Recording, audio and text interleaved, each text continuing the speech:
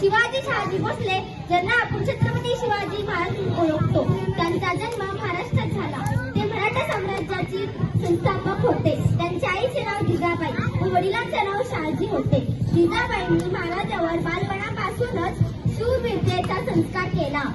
त्या महाराजांना नेहमी शूरतेच्या कथा ऐकवत. त्यामुळे शिवाजी महाराज हुशार, शूर, कर्तव्यदक्ष योद्धा बनले. छत्रपती शिवाजी महाराज एक भारतीय शासक होते.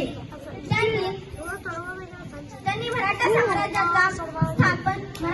साम्राज्याची स्थापन केली. ते एक दयाळू व राज्यकर्ते होते. ते सर्व प्रजेचे ठेवते होते. त्यांनी आपल्या जीवनात मराठा समाजासाठी केलेल्या कार्यामुळे आदर्श आणि शौर्यवान राष्ट्रपुरुष म्हणून ओळखले जातात. छत्रपती शिवाजी महाराज स्थापन केलेल्या स्वराज्यामुळे आज आपण स्वतंत्र भारताचे नागरिक आहोत.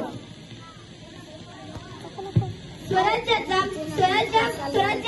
असलेले देशवासी यांना अभिमान आहे. जाता जाता एवढंच म्हणेन,